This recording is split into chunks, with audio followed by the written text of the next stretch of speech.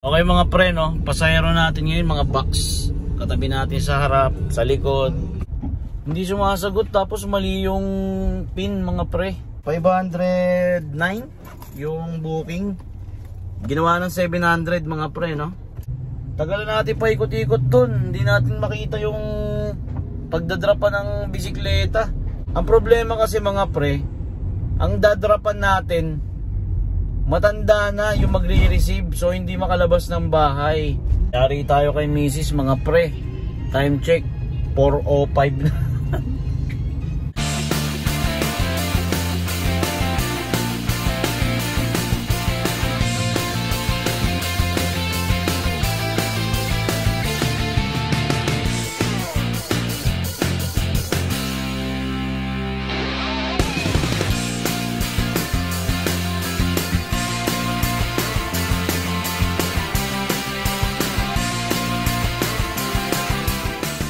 Good morning, good morning, good morning, good morning, good morning. Time check mga pre, 9:45. Bumiyahe tayo mga pre, no? Today is Saturday pala mga pre. Sabado ngayon, November 9 mga re. Kanina pa ako bumiyahe tayo mga re, siguro alas 8 ng umaga. Walang pumapasok na booking pre. Kahit kay Joyride, siguro mga isang oras mahigit tayo naghihintay kay Grab sa kay Joyride. Wala, napalalamove na naman tayo. Time check 9:46.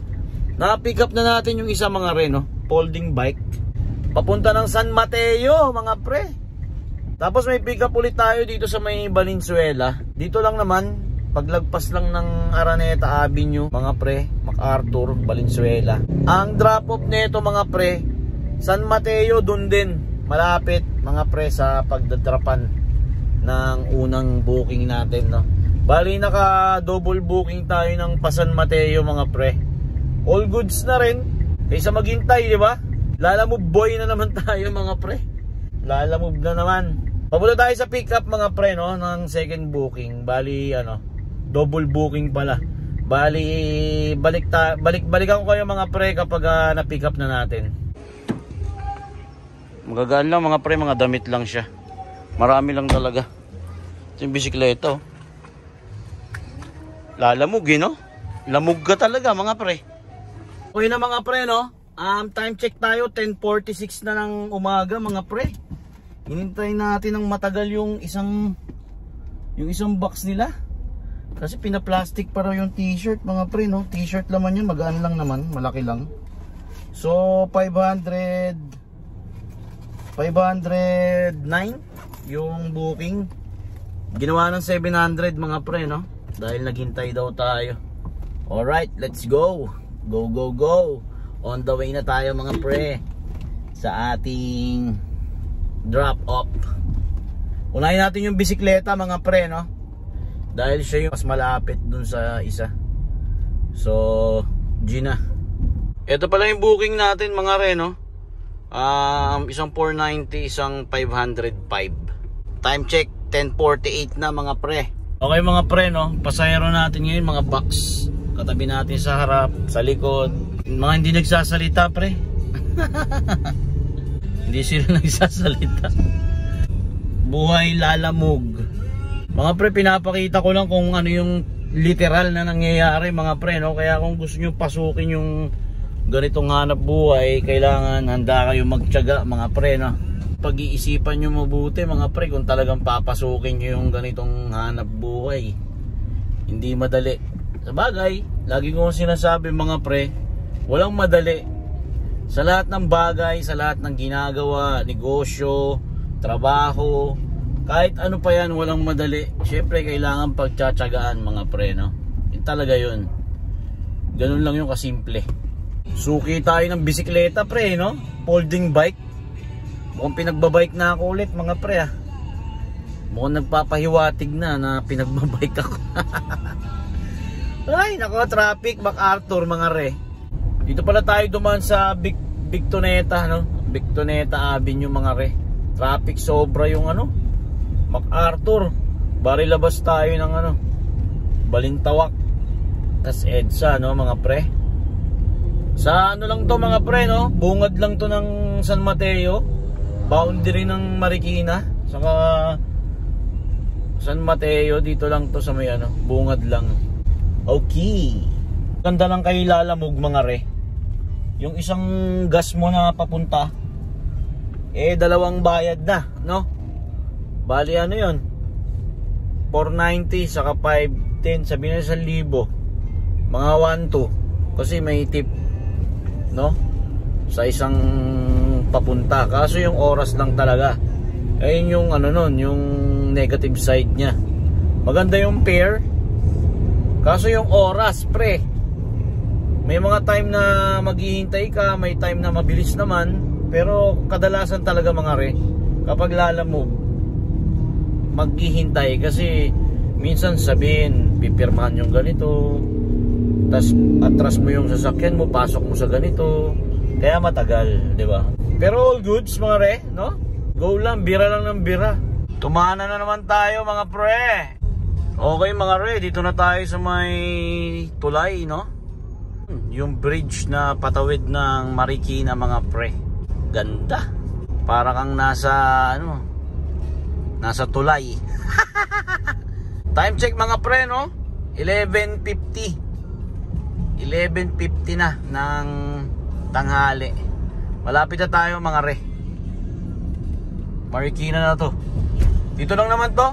Yung drop off natin dito lang sa may ano, boundary ng Marikina saka San Mateo. Welcome to San Mateo. Okay, dito lang naman yung drop off niyan, no mga re. Sa may bypass C6. Okay mga re, no, dito na tayo sa drop off mga re. Dito sa may Florida. Yung bisikleta. Time check 12:16 mga pre, 12:16. Drop na natin to ng folding bike.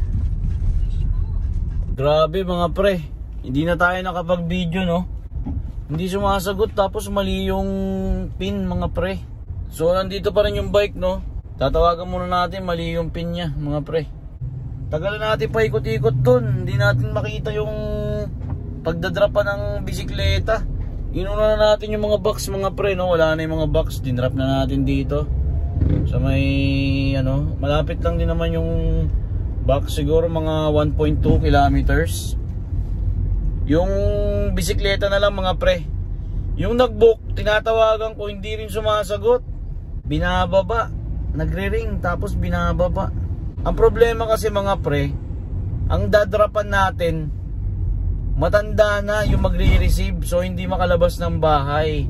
So tinatawagan ko ngayon kung ano yung tsura ng labas. Wala. Ito pang masakit, ngayon lang nag-text, mali raw yung pin. So ito yung masakit, no? Parang lumabas ata yung matanda ng bahay, tapos inutusin, pinakiusapan yung mga kapitbahay siguro na i-message sa akin yung pin location ng bahay. So mga nasa ano pre, 2.5 kilometers ang layo doon sa may pinagano. Diyos me. Ay, matanda na yung magre-receive eh. Mali yung nag-book eh. Oh my goodness. Sige mga pre, atid ko muna to. Masakit dito mga pre. May lakad kami ni Mrs. ng alas 3, no? Time check 1:30 na. Naubos yung oras natin kakahanap. Ay naka. Pasensya. Give me pasensya. Okay mga pre, 1.5 na lang ang layo ng drop off ng bisikleta. Diyos mio. Magpapadagdag tayo, no, sa nagbook, kaso hindi sumasagot mga pre. Yun lamang. Alam nga naman singilin natin matanda. Kapag hindi natin nasingil yung nagbook, wala na tayong magagawa. Ganun talaga.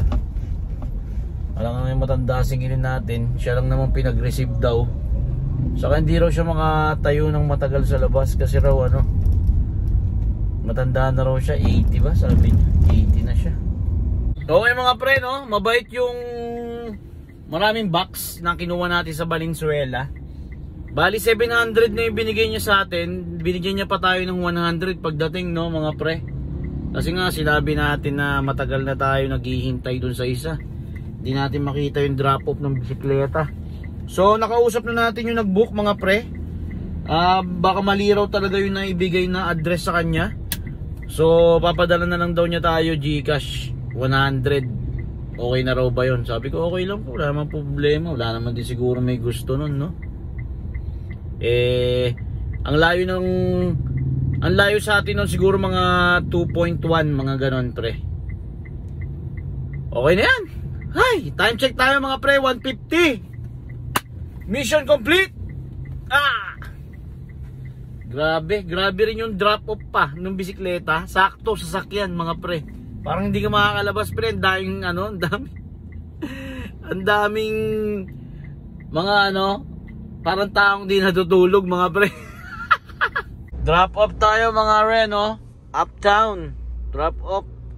Nakuha natin to sila ma'am doon sa may San Mateo rin mga re. Sana? Wala. Di kita. San Mateo mga re, no? Ayun, no?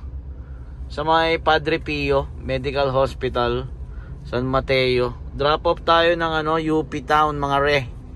3:42. Alright, time check mga re. Yari tayo kay Mrs. 2:55 na. Palo sa puwet. Pasaway kasi yung lalamove eh. Touchdown tayo mga re, no? SM The Block. Ayun, may booking ulit. Ito kaya to. Paikot to eh. Wala na, hindi na to pwede. Pecha na. Yari tayo kay Mrs. mga pre. Time check 4:05 na. Ay nako, palo tayo sa puwet mga pre. May pumasok pa nga sa atin na booking, no? SM Annex papunta ng Valenzuela. Hindi na natin kinuha mga pre. Mapapalo na tayo pre. Bibili kasi kami ng costume ng anak ko pre sa school. Yari. Traffic pa dito sa northbound Balintawak. Ay nako. Okay mga pre, no, dito na tayo. Naubos lang yung oras natin dun sa lalamove, no? Pero okay lang yun. Wala namang may gusto nun mga pre. Kung tutusin nga, nag-effort na rin si nanay na hintayin tayo mga pre, no? Nahihirapan na nga raw siya maglakad eh. Pero nung nakita ko sa drop off pre, may tanda na talaga siya. Nasa 80 plus na yun. Ang may mali talaga doon yung nag-book. Pero okay naman din, bigay naman ng 100. All goods mga pre. Ganun talaga, may mga hindi inaasahang pangyayari pagkakataon mga pre. Kaya kailangan handa tayo kung ano yung pwedeng mangyari mga pre, no? Alright. Hanggang sa muli mga pre, kita-kita ulit tayo next video. Wow!